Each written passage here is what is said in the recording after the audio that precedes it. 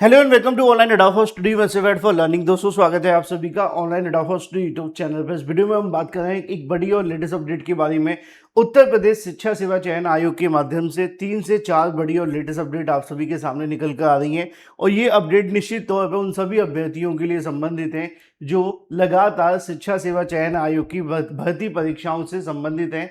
अब इसके संबंध में पहली जानकारी आप सभी के लिए है कि उत्तर प्रदेश शिक्षा सेवा चयन आयोग के माध्यम से अपनी जो गलती है वो स्वीकार कर ली गई है। जी हाँ दोस्तों, आप जानते हैं कि उत्तर प्रदेश शिक्षा सेवा चयन आयोग ने हाल ही में टीजीटी और पीजीटी की परीक्षाएं आयोजित की हैं। इन परीक्षाओं को लेकर बहुत सारी समस्याएं देखने के लिए मिल रही थी, लेकिन कुछ समस्याओं पर आयोग के माध्यम से अपनी जो गलती है उसको स्वीकार कर लिया गया है। अब इसके साथ साथ अगर बात की जाए तो दूसरी अपडेट है कि सभी विषयों में कुल 30 से ज़्यादा जो प्रश्न है वो गलत हैं। क्यों, उसकी बात हम करेंगे। एक ही विषय के अंदर आपके 29 से ज़्यादा क्वेश्चन गलत हैं और ये जानकारी खुद आयोग ने दी है। आयोग ने अगर बात की जाए तो एक परीक्षा भी यहाँ रद्द कर दी है, इसके बारे में भी जानकारी देंगे। चैनल को सब्सक्राइब करके बेल आइकन को दबा लेना और वीडियो को लाइक कर देना, जिससे कि आपको रियल ऑथेंटिक जानकारियों की notification online Edafo study YouTube channel के माध्यम से मिलते रहें। सीधे शुरुआत करते हैं मुद्दे की और बड़ी अपडेट के साथ और इस मामले पर डिटेल में जानकारी कवर करते हैं।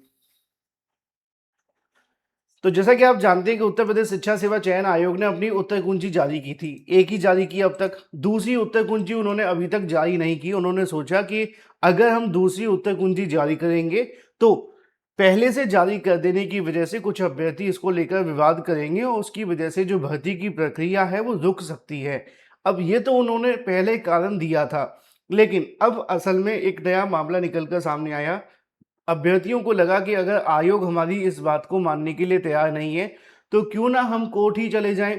जब कोर्ट वो गए तो कोर्ट जाकर के उनको बड़ा राहत मिली, ये कहा जा सकता है कि बड़ी ही कहीं ना कहीं बेनिफिट मिला।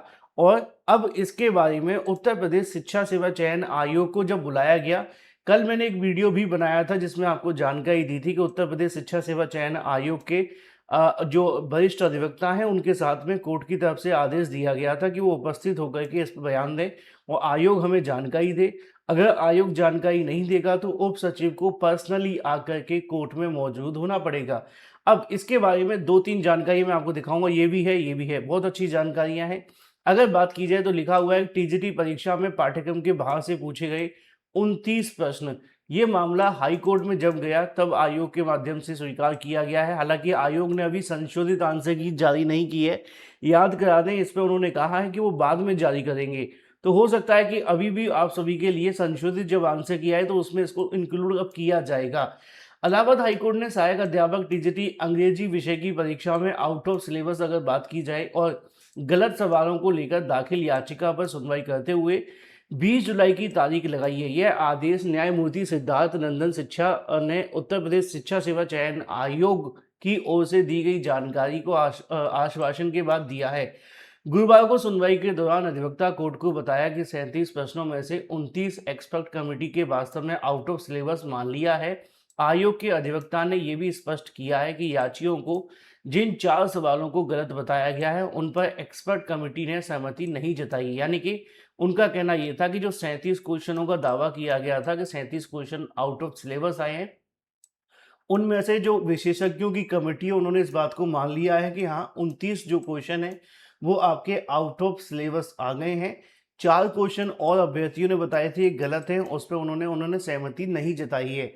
इसके अलावा उन्होंने कोर्ट को भरोसा दिलाया कि अगले 24 घंटे के भीतर एक्सपर्ट कमेटी इस पर विस्तृत रिपोर्ट का जो क्लिनिकल रिकॉर्ड है पेश कर देगी। याचियों को कहा गया है कि यह कानून स्थापित है कि न्यायालय किसी एक्सपर्ट कमेटी की रिपोर्ट के ऊपर खुद को विशेषज्ञ बनकर नहीं बैठ सकता है, लेकिन रिकॉर्ड पर कोई गलती स्पष्ट दिखाई दे रही है तो आंखें भी नहीं मूंद सकते। यह भी कहा गया जैसे कि एक्सपर्ट कमेटी की रिपोर्ट सौंपी जाएगी, वह उस आपत्ति दर्ज कराएंगे, उन कानूनी परिस्थितियों पर प्रस्तुत करेंगे जिनके तहत किसी एक्सपर्ट कमेटी की रिपोर्ट को इंटरफेयर न किया जाए। तो मुद्दे की और मजे की बात यह है कि अब आयोग के जो एक्सपर्ट हैं उनकी तरफ से एक जो कमेटी है बना करके रिपोर्ट देंगे।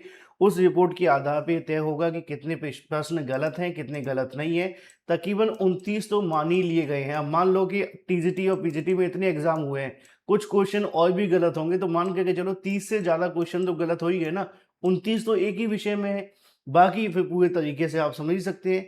यहाँ पर भी लिखा है कि आयोग ने माना टीजीटी परीक्षा पाठ्यक्रम से बाहर से पूछे गए 29 प्रश्न शिक्षा सेवा आयोग की विशेषज्ञ समिति ने 4 सवाल गलत होने से संबंधित आपत्ति को स्वीकार नहीं किया, लेकिन उन्होंने स्वीकार कर लिया है कि जो 29 क्वेश्चन है वो पूरे तरीके से कहा जा सकता है कि वो आउट ऑफ सिलेबस थे। अब सवाल निश्चित तौर पर उन अभ्यर्थियों के मन में होगा जो इनसे संबंधित हैं कि अब होगा क्या इनका। देखो, या तो एक ही ऑप्शन बचता है कि सभी को कॉमन नंबर दिया जाए 29 प्रश्नों पर, है ना। अगर सबको कॉमन नंबर दिया तो फिर दिक्कतें बढ़ेंगी, क्योंकि सभी के नंबर बढ़ जाएंगे और फिर शायद मेरिट बना पाना और ज़्यादा मुश्किल हो सकता है। पहला पॉइंट। दूसरा पॉइंट ये होगा कि या तो कोर्ट के माध्यम से अगर ये कहा जाता है कि भाई आप इनका जो एग्ज़ाम है वो या तो कुछ और संभव कार्य हो सकता है तो वो कर लें, दोबारा एग्ज़ाम कराना या जो भी है, क्योंकि सभी क्वेश्चन पे अगर कॉमन नंबर मिला तो निश्चित तौर पे मेरिट पूरे तरीके से बदल जाएगी। अंग्रेजी के अंदर जो अभ्यर्थी पहले से क्वालिफाई किए, हो सकता है कि अभी और अभ्यर्थी क्वालिफाई करें, या जो क्वालिफाई कर चुके हैं उनको थोड़ा बाहर बैठना पड़े, क्योंकि चीज़ें तो फिर इसकी वजह से बदल ही जाएंगी, है ना।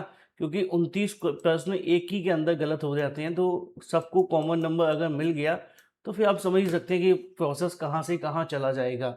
ठीक है, फिलहाल ये तो बात हो जाती है कि भाई ये हुआ। दूसरी कुछ जो सब्जेक्ट और है जिनमें एक दो क्वेश्चन और गलत हैं। मैंने बहुत सारे अभ्यर्थियों से भी बात की, उन्होंने कहा है कि सर जब रिवाइज आंसर की आएगी तब आप देखना, अभी भी टीजीटी के अंदर कई विषयों में ऐसे क्वेश्चन है जहाँ पर एक दो या तीन चार क्वेश्चनों पर और अभ्यर्थियों को बेनिफिट मिल सकता है। यानी कि ये कहना गलत नहीं होगा कि अगर सभी विषयों को मिलाकर के देखा जाए तो 30 से ज़्यादा जो प्रश्न है वो गलत हैं, क्योंकि 29 तो एक में ही है, एक दो तो और में निकलेंगे। हालांकि अभ्यर्थियों ने भर भर के आपत्तियां आयोग को भेजी हैं और आयोग ने भी कहा है कि उनकी जो एक्सपर्ट कमेटी है वो उन आपत्तियों पर विचार कर रहे हैं और उसके बाद में फाइनल होने के बाद रिवाइज आंसर की जारी करेंगे।